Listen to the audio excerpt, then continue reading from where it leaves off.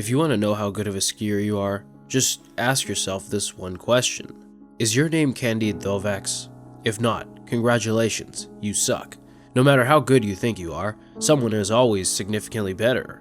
The cycle of skiing boils down to brief moments of glory followed by grand plans for what you're gonna do with your newfound skill, only to bail out at the last moment. Eventually, you'll get to a point where you can send it, but the cycle always repeats itself, just at different levels. In this video, we'll be going through the 7 levels of skiing Purgatory, starting with level 1, Complete Beginner. So you want to go skiing, eh? It'll be a great time, just try not to focus on your bank account. It costs most people a lot of money to travel to a ski resort, and if you plan on staying the night or buying lessons, the price will multiply. Throughout the day, you'll be spending several $100s on lift tickets, gear rentals, and overpriced food, but in turn, you get to ski the tiny fraction of the mountain you're capable of getting down. To add to the joy, your legs are gonna be in pain the entire time from the shitty rental boots you're given. Just learn to pizza and french fries so you'll be more ready for tomorrow, or more likely, next trip. Oh, you thought this was a one-time thing? No, my friend, you don't realize it yet, but you've just developed a very expensive addiction, almost as expensive as gambling, which you can actually do after a long ski day at certain resorts. So you made it through level 1, arguably the hardest to reach due to the cost for what will likely be an incredibly humbling experience. However, there is a cheat code. Just grow up near a ski resort and have parents who ski. It's possible to become a great skier as an adult, but by the time you have enough money, your athletic prime will have likely passed, and your level of Purgatory will never go beyond 5. First things first though, you've got to get better at skiing, which fortunately happens at a very rapid pace when starting out. By day 2, you should be able to ski green runs that aren't bunny slopes, and maybe even progress to some easy blues. Your technique is still rough, but you've gotten a lot better at turning, especially after you did one without falling for the first time. By now, it's become clear why people enjoy this so much, and you're already planning on buying your own Icon or Epic Pass next year. Trips stay costly, but if you go enough, that season pass eventually pays for itself. With that commitment, the prospect of owning your own equipment becomes more and more appealing. Each time you rent, it's costing you about $50 to $100 per day, but if you spend $500 to $1,000 now, not counting clothing, it will pay off in the long run. Also, there's the added benefit of not torturing yourself with rental boots. Okay, you now have equipment and have committed to skiing multiple times per year. Are you level 3 yet? Unfortunately not. It's going to take a little while on the groomed runs before you feel comfortable enough to attempt anything away from them. This is where fitness and natural talent begins separating people.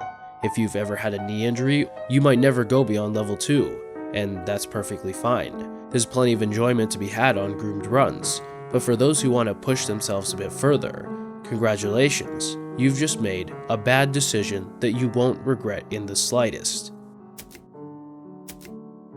The 3rd level is when you start testing the mogul runs. This is almost certain to be a bad experience, but the only way to get better is by pushing yourself. You should expect to eat shit your first several times on moguls. It's gonna happen, and you might even get to a point where you abandon the prospect and retreat to level 2. But if you just stick with it, you will get a lot better very quickly. After a few days of it, you'll probably have enough confidence to test out the glades, which you will find are not only incredibly fun, but offer a completely unique skiing experience. If you've made it to this point, you've probably gone skiing around 8 or 10 times, maybe more, maybe less. By now, you're stalking the calendar as your expensive gear keeps collecting more dust, and when the time finally comes, you feel an almost euphoric sense of confidence. You've already conquered black diamond runs, so maybe the time has come for double blacks. You don't know if you're ready, and once this thought enters your mind, better judgment will often take over. You know you're not ready, but damn, you want to be. Suddenly, you have an idea. You've been doing this for a little while. You know people who are better skiers than you, so why not attempt your first double black diamond with them? A lot can be learned by just watching somebody ski and trying to replicate it. Additionally, they're going to push you further than you would have gone on your own, and rapid improvement is sure to follow that. And it does. Like magic, you're much more confident on some of the easier double black diamonds. But afterward, you feel a twinge of dissatisfaction. You're proud of yourself for what you've accomplished, but those double blacks weren't really too different from black diamonds, just a bit steeper and a few more obstacles. You've reached level 4 of skiing Purgatory, and you will likely never pass this stage. You can already ski most runs on the mountain, and there's a good chance you don't even enjoy mogul runs, you just do it to say that you can. This is especially likely for somebody with a consistent work schedule. Most of your ski days probably take place on the weekends, and by now, you've experienced a wide variety of snow conditions that you have no control over. Your knowledge will be able to tell you that snow equals go, but sometimes that's not possible, and it's just not worth the risk to attempt anything crazier in unforgiving conditions. But then, the stars align. Just when you were planning on making a trip, a foot of fresh snow hits the ground the night before. This is an exciting moment. You've skied in good conditions before, but never when you were advanced enough to really take advantage of it. You get to the mountain, take a deep breath, and say to yourself, it is now or never. You've strolled past some crazy looking runs, but never batted an eye at them. They involve mandatory straight lining and just never seemed within the realm of possibility. Until now. This is the day to send it. You ski up to the edge of a chute, look down, and realize how much steeper and scarier it is without a GoPro. You can get down double black diamonds, but this is an entirely new challenge. You're about to reach level 5 of Purgatory if you just take the plunge. All you gotta do is point and shoot. It's easy. Except it's not. You've been standing up there for a few minutes and already saw multiple people do the exact run you want to attempt, but unlike when you first skied a double black, you feel no desire to follow them. There are real consequences to messing up, and maybe they feel comfortable taking the risk, but this is way out of your comfort zone. You think about bailing out, but that's followed by an immense feeling of disappointment. There's no way you're not doing this. You point your skis back toward the chute, turn them 90 degrees, then descend at an incredibly slow pace. Yeah, you were never going to send that, maybe next time, but hey, you did it. There's a good chance you'll be stuck at this level for years. You literally just have to point your skis in a direction. You've done stuff that's way more demanding. Once the snow is melted, the feeling of dissatisfaction won't go away. Yeah, you did it, technically, but it seems so much more fun to just send it regardless of the consequences. You've lost count of how many total ski days you're at, and you're starting to hit a plateau. You open the notes app on your phone and type in all caps, just fucking send it already. And there you are, staring your nightmare straight in the face. You count to 3, take a deep breath, and ski forward. Fuck it! Ah! Yoo-hoo! Hell yeah! Wait, why the hell was that so easy? Congratulations, you've reached the final level you will likely reach.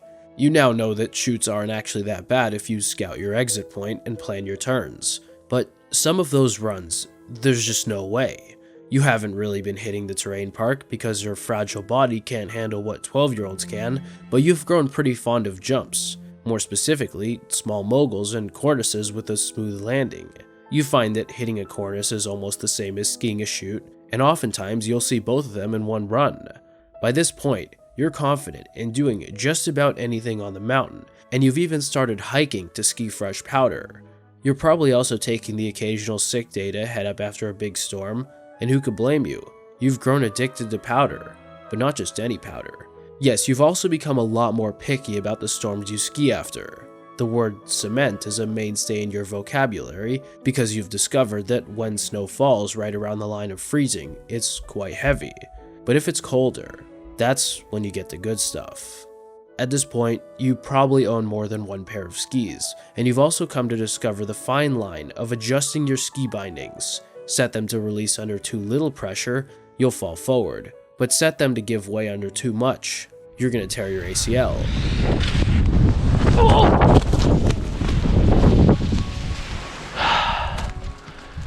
Oh boy.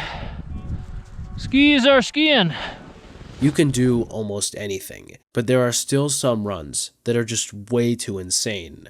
This is the point where a solid line can be drawn between people who started skiing as a kid versus an adult. Kids are smaller, heal faster, and condition their bodies to absorb force from a young age. There's just no way to compete with a 20-year-old who grew up on a ski mountain, and some of them are absolutely ridiculous.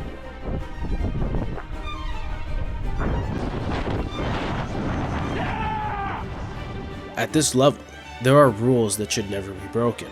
First and foremost, always 2 pull clicks before a diabolical send. There's no second rule. You're now ready to send it off a cliff. You're specifically looking for the craziest runs you can find, so your options for ski resorts have diminished to a select few. You're probably also dabbling in the backcountry to get that delicious fresh powder. If you've collected a bunch of footage for your TikTok page and don't have a broken sternum or torn ACL by the end of the season, that's a resounding success. You sit on your computer, look through the awesome clips you've recorded, and breathe a sigh of relief. Except that twinge of disappointment has not gone away. If anything, it's stronger than it ever was. You are on the borderline of being a world-class freeride skier. But to be at the top, you don't get to pick the conditions. When you want that gold medal, you've got to go big, regardless of how shitty the landing's gonna feel. The terrain park hasn't really been mentioned much, but to be at that level, you need an elite balance of everything. And do you have it? Probably not. There's very few people at the pinnacle of any sport, so you're most likely going to be stuck in purgatory for the rest of your life. Your skill is incredible, but level 6 is the highest you'll ever go. Unless you are Candide Thovax.